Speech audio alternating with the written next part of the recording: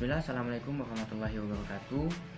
Kami dari kelompok 5, kami akan memaparkan materi yang dimana yaitu fokus pada komputer grafik, media yang dinamis, multimedia yang interaktif, data yang dipadatkan. Sebelum masuk pada pemaparan materi, baiknya saya akan memperkenalkan diri saya terlebih dahulu selaku moderator dan juga pemateri.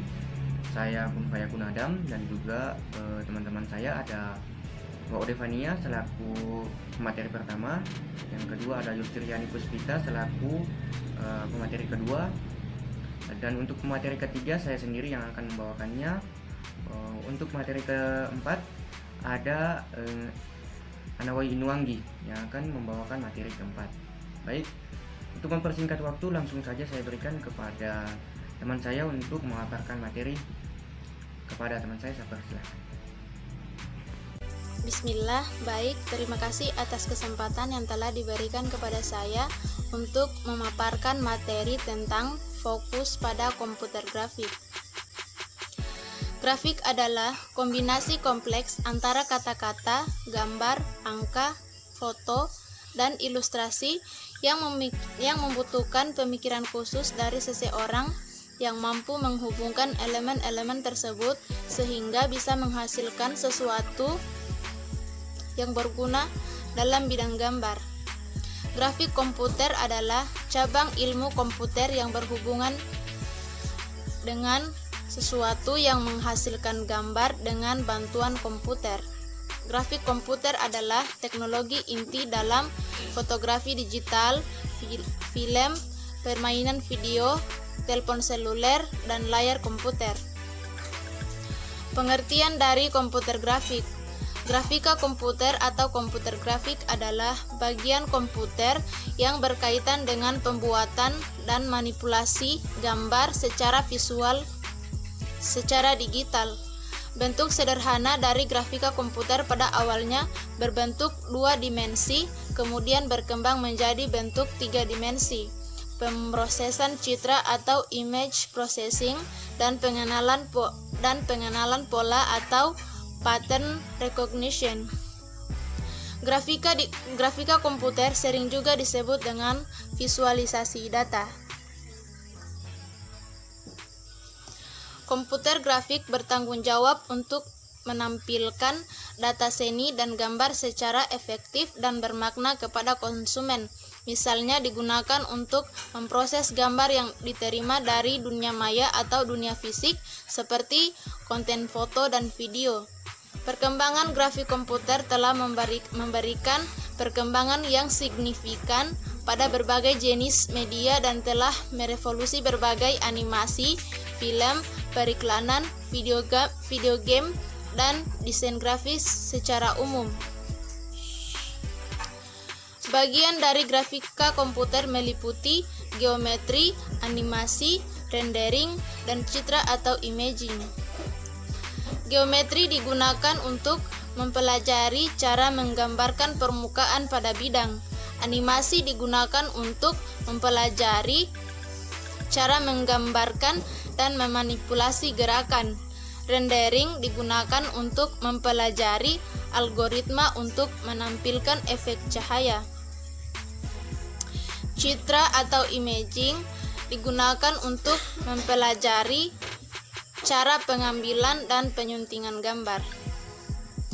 Sejarah komputer grafik. Komputer grafik digunakan sejak zaman dahulu ketika bangsa Mesir, Roma, dan Yunani berkomunikasi melalui grafik. Tokoh yang mempelopori perkembangan sejarah komputer grafik adalah Leonardo da Vinci yang menghasilkan lukisan dengan objek 3 dimensi dengan pandangan isometrik. Perkembangan komputer grafik dapat dibagi menjadi 4 fase. Perkembangan komputer fase 1 terjadi di era 50-an yang merupakan era komputer grafik yang interaktif. Awalnya tidak terlalu berkembang karena harganya mahal, namun MIT mengembangkan komputer wireline dengan tabung sinar katoda yang mampu memaparkan grafik pasif yang digunakan untuk keperluan pertahanan sehingga banyak orang yang menggunakan pena cahaya sebagai alat input.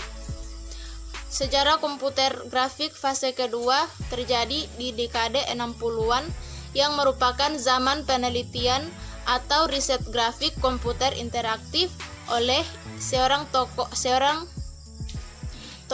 Ivan Sutherland dengan sistem penggambaran pada sketchpad. Ivan juga menggambarkan teknik interaktif dengan sarana keyboard dan pena cahaya. Awal dekade 60-an dimulai dengan animasi menampilkan simulasi efek fisik. Pada tahun 1963, mouse berhasil ditemukan oleh Douglas Engelbart.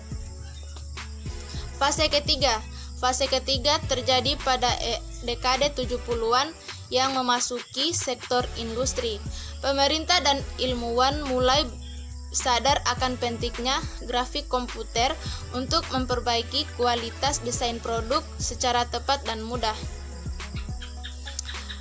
Fase keempat terjadi pada dekade 80-an di mana komputer grafik sangat berkembang pesat, di mana banyak orang yang berlomba-lomba untuk menemukan teori dan algoritma baru dengan bertumpu pada penggabungan dan pengoptimalisasian sebagai unsur desain dan pemodelan pejal atau solid modeling agar berguna di masa depan. Pada tahun 1945 diproduksi film dengan judul Toy Story, Pixar dan Disney sebagai film 3 dimensi animasi panjang pertama. Kelompok desain grafis dapat dibagi menjadi 2 bagian, yaitu vektor dan bitmap. Vektor merupakan objek gambar yang dibuat berdasarkan kombinasi warna, titik, dan garis menggunakan rumusan matematik tertentu sehingga memiliki hasil gambar yang tajam sehingga banyak digunakan pada aplikasi gambar saat ini. Yang kedua, bitmap. Bitmap merupakan objek gambar yang dibuat berdasarkan kombinasi titik dan warna. Bitmap dan vektor memiliki kekurangan dan kelebihan masing-masing. Kelebihan vektor. Vektor bersifat scalable, artinya kita dapat memperbesar atau memperkecil ukurannya tanpa mengubah kualitasnya. Yang kedua, memiliki ukuran file yang kecil sehingga lebih mudah dan lebih cepat di-download di internet. Yang ketiga, mempunyai warna-warni yang solid sehingga cocok digunakan untuk bentuk-bentuk gambar sederhana seperti desain kartun dan logo. Namun vektor memiliki kekurangan, yaitu kurang mampu menampilkan gambar dan gradasi secara realistis dan natural. Adapun kelebihan bitmap yaitu mampu menangkap nuansa warna dan bentuk yang lebih natural. Yang kedua, lebih cepat dan lebih sesuai untuk ditampilkan ke layar monitor sehingga dapat ditransfer secara langsung dari file ke layar monitor. Bitmap juga memiliki beberapa kekurangan, yaitu 1. Mempengaruhi kualitas gambar saat melakukan perubahan terhadap ukuran gambar, misalnya saat kita memperbesar dan memperkecil ukurannya. Yang kedua, ukuran filenya relatif besar. Yang ketiga, kualitas gambar akan menurun jika melakukan kompresi atau pemadatan data. Kegunaan komputer grafik. Misalnya dalam bidang pendidikan, digunakan untuk mempresentasikan objek-objek pada siswa secara nyata, dapat melalui software seperti PowerPoint, Microsoft Word, Microsoft Excel, dan software lainnya. Dalam bidang hiburan, digunakan dalam film, iklan, bahkan sinetron karena dapat memberikan efek animasi yang dapat membuat tampilan dunia hiburan menjadi lebih menarik. Yang ketiga, dalam bidang perancangan, digunakan untuk membuat berbagai desain menarik pada model objek yang akan dibuat, misalnya untuk mendesain suatu arsitektur bangunan, desain kendaraan, dan desain lainnya. Penggunaan komputer grafik memiliki dampak positif dan dampak negatif, di mana dampak positifnya yaitu dapat memudahkan pengguna untuk menciptakan sebuah karya seni yang berkualitas. Yang kedua, mempermudah pekerjaan sehingga lebih praktis. Yang ketiga, meminimalisir waktu atau menghemat waktu. Yang keempat, informasi yang dibutuhkan lebih mudah dan cepat untuk diakses, misalnya untuk kepentingan pendidikan. Yang kelima, inovasi pembelajaran semakin berkembang dengan adanya electronic learning atau e-learning. Yang ketujuh, mengembangkan kelas virtual. Yang kedelapan, memudahkan sistem administrasi pada sebuah instansi. Selain membawa keuntungan, penggunaan komputer grafik juga mempunyai dampak negatif, misalnya mempermudah pembajakan, maraknya pencurian hak cipta atau yang biasa disebut dengan plagiat. Yang ketiga, mengurangi kreativitas alami. Yang keempat, mudahnya peredaran film yang menyimpang. Yang kelima, meminimalisir daya pikir mandiri bagi pengguna. Artinya pengguna jadi lebih malas berpikir dan hanya mengandalkan potensi atau kegunaan yang dimiliki oleh komputer grafik. Jenis gambar yang ditampilkan dalam komputer grafik dapat dibagi menjadi 3 bagian, yaitu gambar 2 dimensi, seni pixel, dan sprite grafik.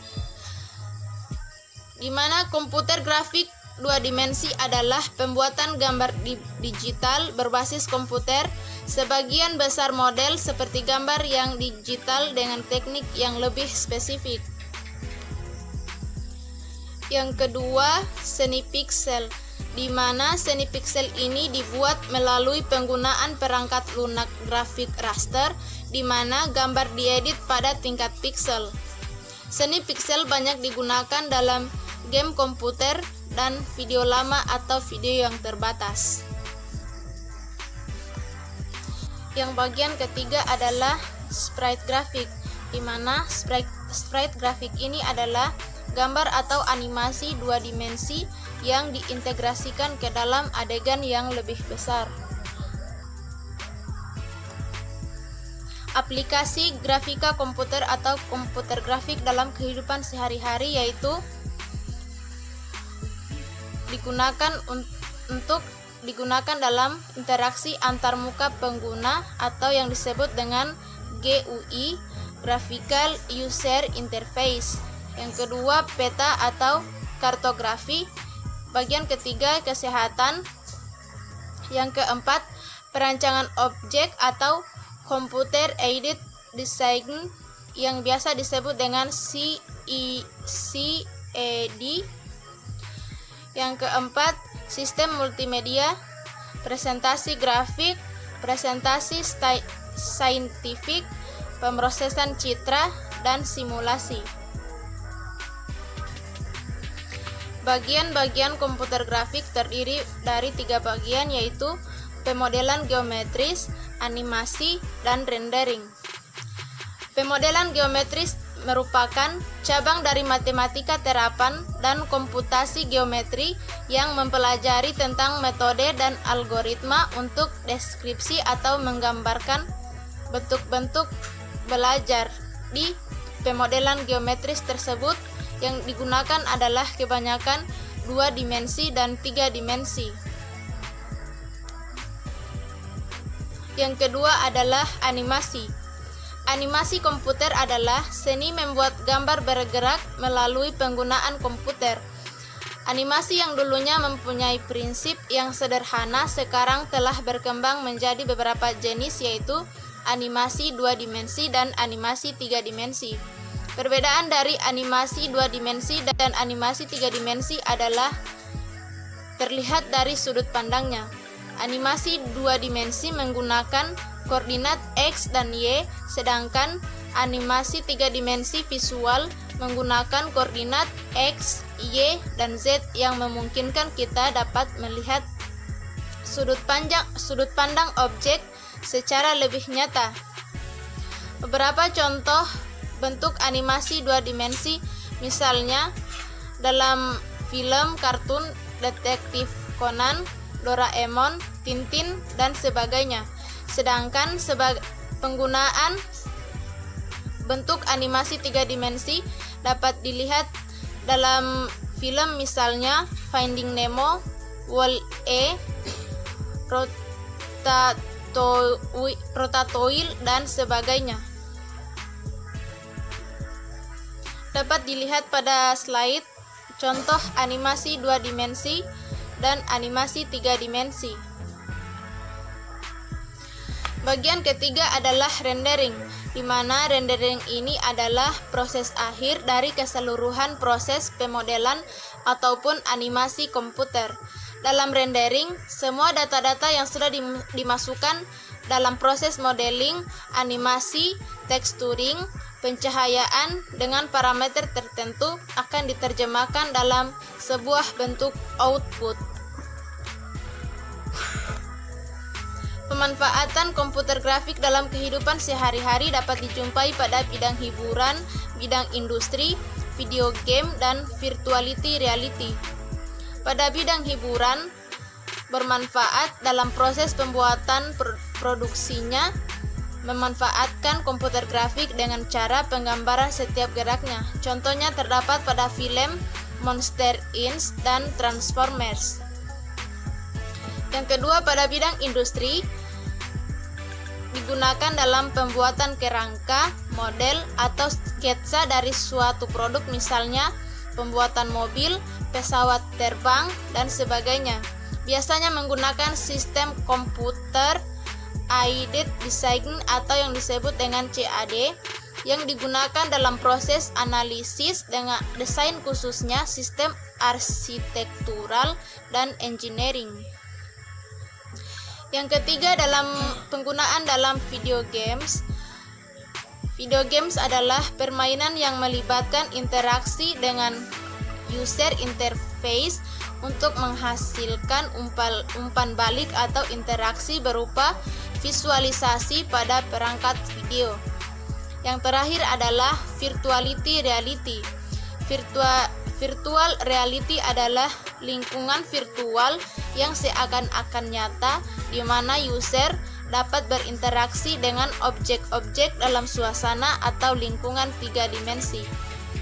Baiklah, itulah hasil pemaparan materi dari saya.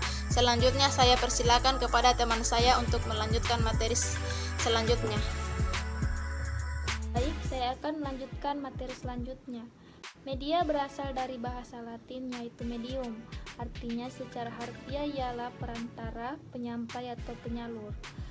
Percakapan langsung antara dua orang di suatu ruangan tanpa menggunakan perantara apa-apa disebut komunikasi tanpa media. Seseorang yang berbicara di telepon atau guru yang menggunakan slide disebut komunikasi menggunakan media. Pengarang atau penulis juga termasuk yang berbicara melalui media cetak seperti surat kabar, majalah, dan buku. Media dalam dunia instruksional ialah bentuk maupun fungsinya sudah dirancang sehingga bisa dipergunakan untuk memperlancar kegiatan proses belajar pada pihak sasaran. Media juga berfungsi untuk memperjelas ide-ide atau gagasan-gagasan yang disampaikan oleh komunikator dalam kegiatannya. Batasan-batasan tentang media dari para ahli.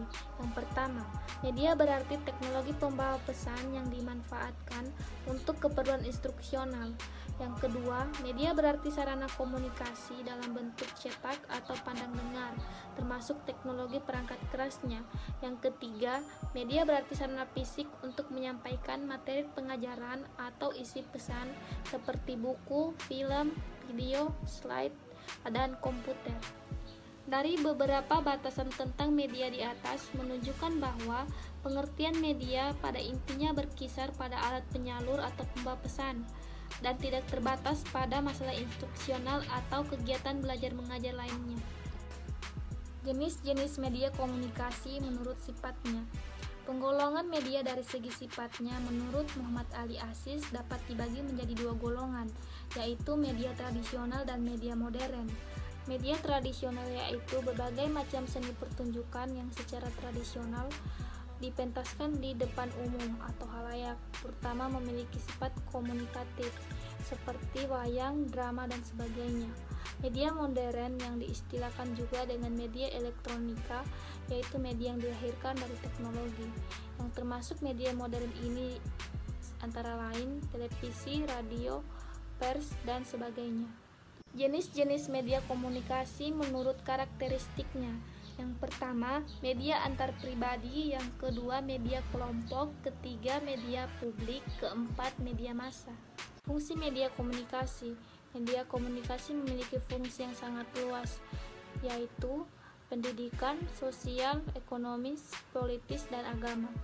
Sedangkan Dominik menjelaskan fungsi media terdiri dari fungsi pengawasan, fungsi penafsiran, fungsi keterkaitan, fungsi penyebaran nilai-nilai, dan fungsi hiburan. Saya akan melanjutkan pemaparan materi dari teman saya, yang mana yaitu multimedia yang interaktif. Kata multimedia berasal dari bahasa Latin, yakni multi yang memiliki arti banyak atau bermacam-macam. Medium yang memiliki arti sesuatu yang dapat digunakan untuk bisa menyampaikan maupun membawa sesuatu. Sedangkan pengertian dari multimedia interaktif yang merupakan suatu multimedia yang sudah dilengkapi dengan alat pengontrol yang bisa dioperasikan oleh para penggunanya atau user, di mana pengguna tersebut sudah bisa memilih apa yang ingin dilakukannya untuk menuju ke proses selanjutnya. Pengertian dari interaktif juga berkaitan erat dengan komunikasi pada dua maupun lebih arah dari komponen komunikasi. Komunikasi pada multimedia interaktif yang berbasis komputer yaitu suatu hubungan manusia, baik itu sebagai pengguna produk dengan komputer, baik itu para aplikasi, software, maupun produk di dalam format sebuah file yang tertentu. Dari beberapa penjelasan di atas, maka yang bisa kami ambil kesimpulannya yaitu bahwasanya multimedia interaktif adalah sebuah tampilan dari multimedia yang telah dirancang agar tampilannya tersebut bisa memenuhi fungsinya, yaitu dapat menginformasikan suatu pesan dan mempunyai interaksi ke para penggunanya.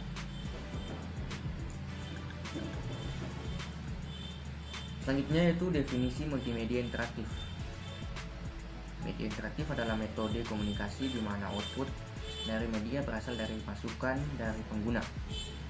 Media interaktif yang bekerja dengan pengguna partisipasi memiliki tujuan yang sama, tapi masukan pengguna menambahkan interaksi dan membawa fitur-fitur menarik untuk sistem kenikmatan yang lebih baik.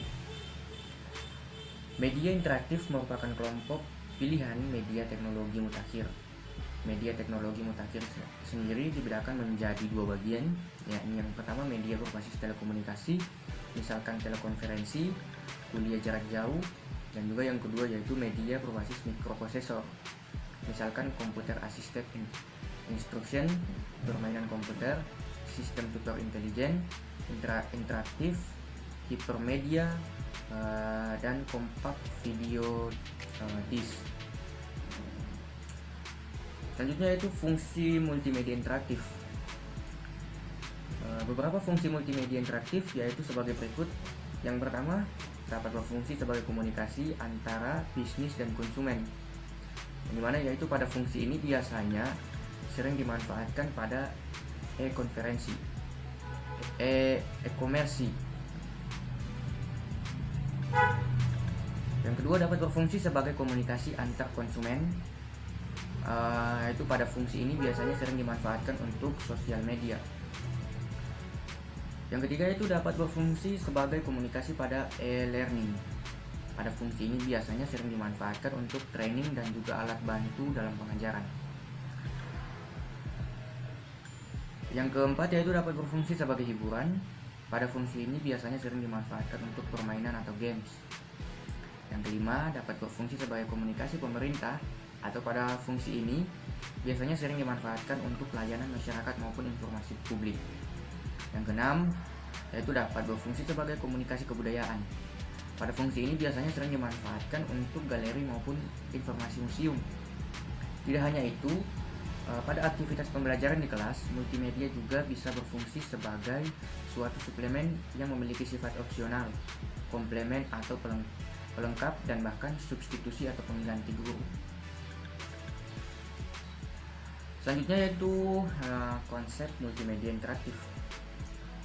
Konsep multimedia interaktif juga tidak luput dari penggabungan antara gambar, video, teks, audio, animasi, dan lain sebagainya, di mana beberapa hal tersebut setelah digabungkan akan menjadi sebuah karya yang baik dan menarik bagi setiap orang yang melihatnya. Tidak hanya itu, setiap hal yang ingin dimasukkan ke dalam multimedia juga harus dirancang dengan baik oleh seseorang yang disebut dengan desainer, agar setiap hal yang divisualisasikan dapat membuat pengguna merasa terkesan ketika melihatnya. Selanjutnya itu manfaat multimedia interaktif. Untuk manfaat multimedia interaktif dalam bidang pendidikan, khususnya pembelajaran, yaitu yang pertama proses pembelajaran lebih menarik, yang kedua lebih interaktif, yang ketiga jumlah waktu mengajar dapat dikurangi, yang keempat kualitas belajar dapat ditingkatkan, dan proses belajar mengajar dapat dilakukan di mana dan kapan saja, serta sikap belajar siswa dapat ditingkatkan. Secara umum manfaat multimedia interaktif dapat dijadikan media. Yang pertama promosi atau company profil iklan. Yang kedua tutorial panduan penggunaan alat. Yang ketiga hiburan atau game. Selanjutnya yaitu kelebihan dan kekurangan dari multimedia interaktif. Kelebihan dan kekurangan multimedia interaktif di dalam dunia pendidikan dan pembelajaran yang menggunakan teknologi informasi dan komunikasi atau penggunaan multimedia disebut dengan media pembelajaran berbasis multimedia interaktif. Penggunaan media ini dimaksudkan untuk membantu pendidik untuk menyampaikan materi dan juga membantu peserta didik untuk memahami materi yang dipelajari.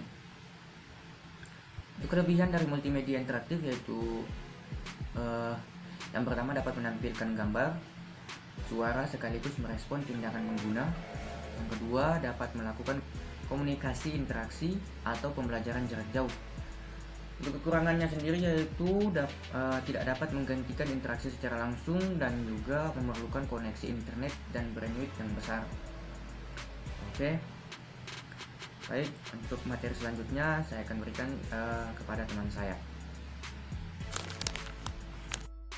Terima kasih. Baik, saya akan melanjutkan pada materi terakhir kami, yaitu data yang dipadatkan.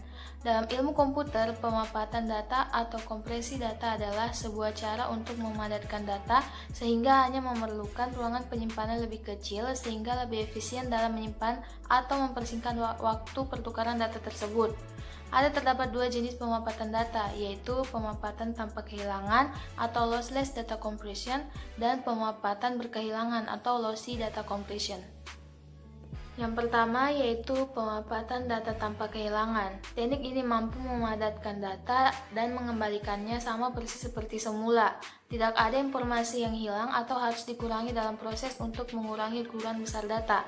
Biasanya algoritma pemapatan data jenis ini menggunakan prinsip kelebihan statistik atau statistical redundancy supaya data bisa disimpan dengan lebih ringkas. Karena kebanyakan data yang dipakai sehari-hari memiliki bagian yang berulang atau berlebihan atau redundant data, pemapatan tanpa kehilangan bisa terjadi. Pemapatan tanpa kehilangan memiliki batas rendah di mana berkas tidak bisa dipadatkan lebih jauh lagi. Teorem Shannon menunjukkan bahwa pemapatan data tidak bisa menghasilkan kadar kode yang lebih rendah daripada entropi Shannon berkas, tanpa menyebabkan kehilangan informasi. Maka apabila suatu berkas sudah dipadatkan, misalnya berkas gambar disimpan di berkas zip tersebut tidak bisa lagi dipadatkan. Yang kedua, pemapatan data berkehilangan. Dengan teknik ini, kehilangan data yang kecil masih dapat diterima. Dengan algoritma tertentu, detail berkas dipangkas supaya ukuran data bisa dikecilkan. Contohnya, pemapatan data dengan format berkas gambar JPEG bisa menyimpan data yang banyak, tapi juga mampu memangkaskan bagian-bagian visual yang kurang penting demi menghemati memori simpan. Berkas MP3 bisa menyimpan data lagu yang bersuara lebih jernih, tapi juga bisa mengurangi mutu suara jika ukuran data harus dikurangi. Contoh algoritma adalah MP3, JPG, OGG, dan MPG-2. 1. Data yang dapat diperoleh dari komputer grafik dapat berupa kartun, potret foto, layout media cetak, animasi, dan masih banyak lagi. 2. Data yang dapat diperoleh dari penggunaan media yang dinamis adalah dapat berupa data internal atau dari diri sendiri, dan data eksternal atau dari orang lain, data primer, data sekunder, data kuantitatif, dan data kualitatif. 3.